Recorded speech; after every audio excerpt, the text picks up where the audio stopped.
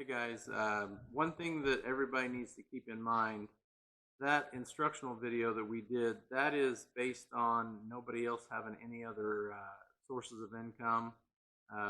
There is a chance maybe that somebody doesn't have FCA on there and didn't get laid off, but the chances of FCA not being there are slim. There are some people that are going to have some questions about some other employers that are on there that got other jobs because they go back so many quarters and they find your income. If you have any questions and we didn't address anything specific to those type of situations, you're going to open this up starting Sunday the 22nd. You've got the 23rd, the 24th. You've got Monday, Tuesday, Wednesday, Thursday, and Friday to do this. And we're going to be here at the hall. So if you've got specific questions and we didn't address them in that instructional video, just stop what you're doing and come here. We're going to be here at the hall after 8 o'clock in the morning on Sunday, and then pretty much our regular hours from 7 in the morning to however late we got to be here to help people. So if you don't see something specific on there and you're not sure, just stop what you're doing because you've got all week. You do not have to do this thing on Sunday every week.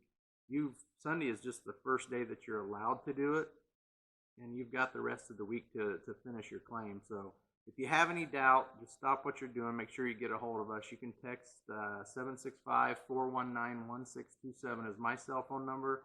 And Monday through Friday here at the hall, the phone number is 765-459-3133. God bless everybody. Stay safe. Everybody would come up with a instructional video on how to start doing some of this unemployment stuff.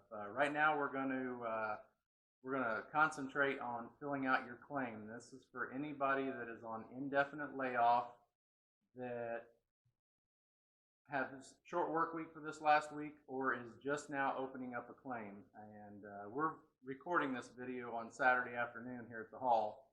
This is for everybody that is going to initiate and open a claim for the first time as a result of this layoff. And you don't want to do it until after midnight Saturday night, which will technically be March 22nd. So anytime after midnight Saturday night, anytime Sunday, Monday, Tuesday, Wednesday, Thursday, Friday, there's a cutoff time sometime next Saturday, but you have to open up your claim starting the 22nd of March.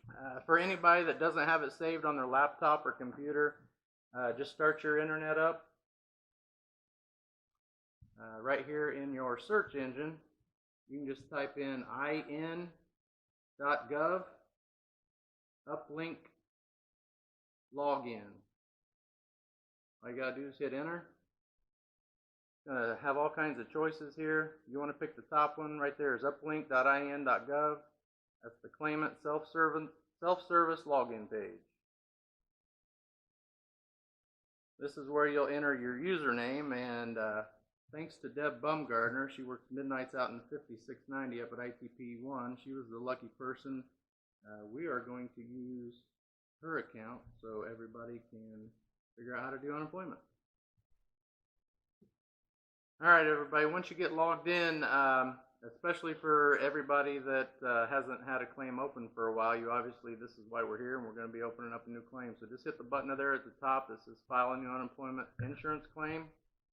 You guys can read all this if you want to. I'm going to go through because we got to limit the amount of time it takes us to do this so it fits on YouTube. Do you wish to continue filing a claim? Yes. You understand? Have you applied in another state? No. Did you receive workman's comp anytime between 10/1 and 9/30 of 2019? No. You can read all that. Just hit continue. There's your employer right there. Just hit continue. Hit continue. Have you worked for this employer since 10/1 of 2018? You say yes. Continue. Second box down. This employer told me no work was available. You choose this option if you're on temporary layoff and you have a return to work date. This is where it's kind of tricky. Everybody thinks you don't choose that one because we don't have a return to work date, but we'll explain that later. Just pick that box. It's the second one down for the scenarios. Continue. It was not a temporary assignment, and they don't normally shut down this time of year. This is where, what is your earliest approximate start date? You'll put your seniority date. Latest date of separation for everybody most likely that got short work week, we're just going to use the 18th of this past week. Do you have a return to work date? Like I said, this is where it's kind of tricky because technically you don't have a return to work date, but right now we're going to say we do. And we're going to say a date out far enough it's not going to cause any further problems with anybody's claims. So we're going to use May 4th of 2020 for our return to work date. God willing, guys, we're back to work before then. Your rate of pay, everybody's is going to be different. Just put your rate of pay or whatever is closest to it. Hourly, how many hours you work. Days per week, if you're at KTP and on the AWS schedule, you'll put 4 days a week. If you're at ITP1 or Tipton, 5 days a week. The best option that describes your employment is full-time. And your job title, it doesn't matter if you're a machine worker or working assembly or fork truck driver. Sorry, I guess probably better spell machinist, right? Just put whatever your job is. It doesn't really matter. It's not specific. Skilled trades, if you want to put your trade in, go ahead. This does not keep you from getting unemployment. Hit continue.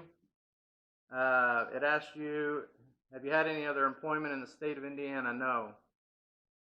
Any branches of the military since October 1st of 18? No. Unless you have, you can enter that information. But for the most part, everybody's going to answer no to these verification questions.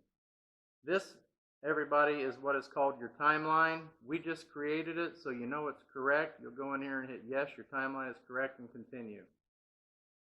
There's verification. This is the spot where if you think you screwed up and you couldn't go back earlier, just go to your edit button and it'll let you change any of those questions. But we entered everything correctly, so we'll go down here and affirm our answer and continue. And say you're ready to go on. You can read this. This is just some information. You can read it if you want, but you always hit continue. You understand, and it's asking about earnings. And here it's going to ask you about your employment history. It includes that you worked for the employer listed above during this time frame. Just hit continue. Self-employment compensation, it just tells you what they need to know about it. Hit continue. This is a spot where everybody might get hung up a little bit. It's not a big deal. If you're getting vacation pay for last week, you don't have to put anything here. Just hit no. Will you receive subpay? All of the full-time employees will receive subpay. You're not going to receive strike pay. You are a member of a union. This is where you put UAW Local 685. Our phone number is 765-459-3133. And that's not 765. Wow. Well, how about we get the cursor all the way to the left? 765-459-3133. Wow. Hit continue. No to disability and no to Social Security. Now, when it comes to Social Security, we had some people ask. We do have some members that are drawing Social Security. Based on the information that we've reached out and gotten from the state, just say no to your Social Security because most likely if you're working at Chrysler, you're not limited on your income. So just say no to it. Hit continue.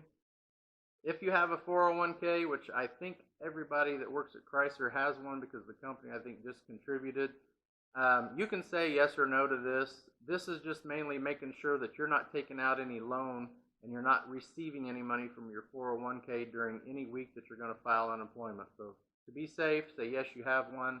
No, you're not taking any money out, and hit continue. That's another verification spot where you can go in and change any answers if you think you made a mistake. Other than that, hit affirm at the bottom and hit continue. You understand?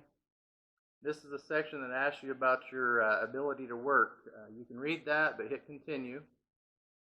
Those are all the scenarios that could possibly prevent you from looking for and accepting a full-time job.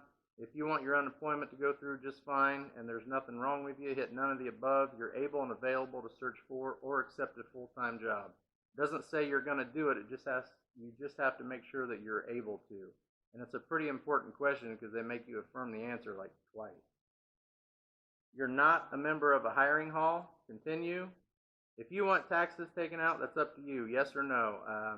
I'm just going to err on the side of caution and say yes for Debs, and we're going to put I understand and continue. This is where it asks you for what kind of job you'd want to look for if you were out looking. So I'm just going to type in machining.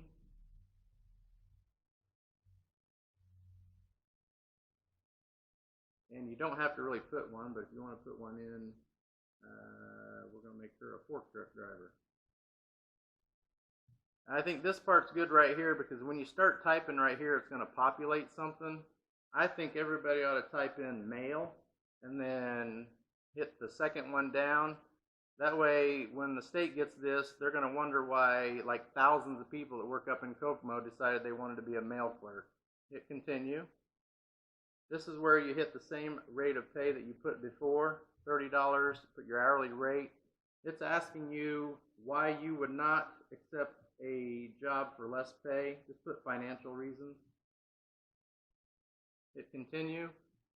Your dependents, that's mainly just if you decide to have taxes taken out, but I mean if you have 3 kids, just put 3. But right now, I know this gal and I think she has 1 at home. Are you currently in the state of Indiana? If you want to receive unemployment benefits, I am suggesting everybody better hit yes on this one. This is something new. It's the COVID-19 related questions. On the first one, it says, are you filing unemployment because your employer has reduced your hours or pay due to COVID-19?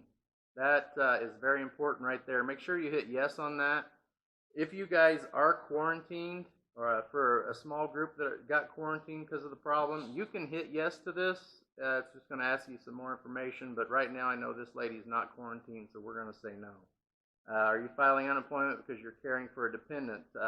And that is directly not related to any other thing except you're caring for a dependent that has some illness related to COVID-19. I know Deb's doesn't, so we're going to say no. Continue. This is the section where you go through and you hit your initials on everything. And it's kind of repetitive. You've got to do it like 8 times. Just put your cursor in there. You have to hit your initials, hit the agree. It goes kind of green from the original red. You have to do that on every one of these boxes. Now I'm telling everybody, you are checking these boxes saying that you agree or you've read these handbooks. There's no way around this. If you want to take the time to do this, do that on your guys' time. I suggest agreeing all of them and making them green and continuing to the last page. Now this is a pretty important page. You can go through and look at every one of your answers on this page. It's kind of separated into different sections. You want to make sure that you got your information here, the good scenario, the correct scenario, your seniority date, the last day worked. Yes, you do have a return to work date, and right now we're putting May 4th so it doesn't create a problem with anybody's timeline. All your information is there. This is the most important one you're able and available to search for except a full-time job. And that's it, guys. That is how you create or open up a new claim with the Indiana Unemployment website.